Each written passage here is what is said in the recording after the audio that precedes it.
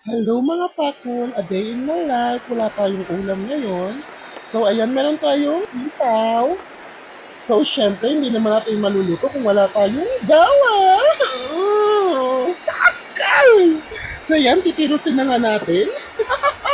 So pagkatapos nga natin magtiros ng ating bawang, ayan, meron naman tayong isusunod na siling haba. Yan. So titirusin din natin yan ng pare haba, pare sikwat, at pare kumare. Go!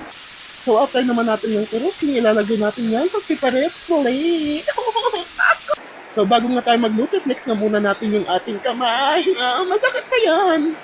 So dini nga ay magtitiros na din tayo ng ating talong. Ay, hindi pa no. Sitaw! Pakol!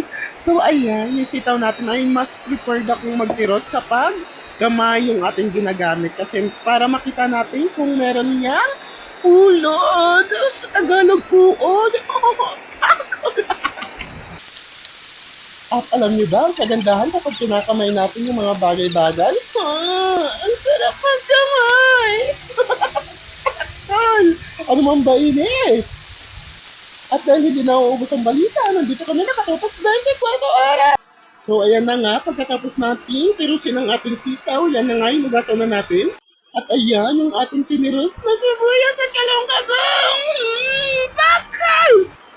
Tama ka sa sino mo!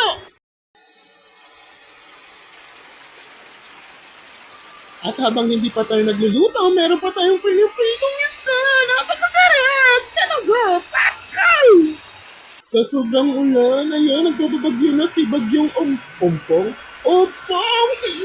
At ayan, pati yung manok nilalamok. Ay, pati yung manok, ginaginaw.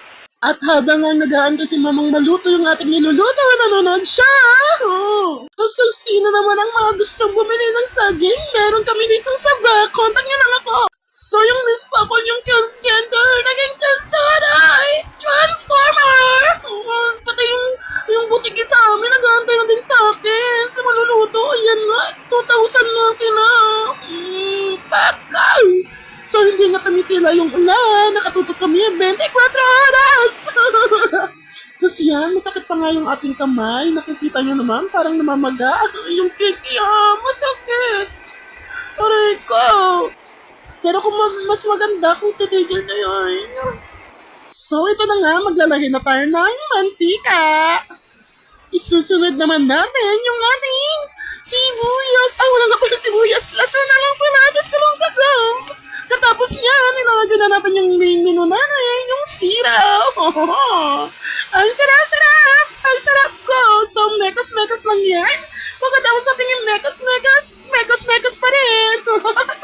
So, kailangan na natin mahalo ng maayos yan bago natin lagyan ng ating pampasarap. Sarap! Sarap! So, hindi naman yan maluluto kung wala yung kalayo. Dapat kinakalayuhan. Tama guys. So, yan. Masarap na nga. Masarap na nga. Luto na nga yung ating sitaw na ginisa. Si mother ang maunang kumain. Hello, mother. Mother down. Takes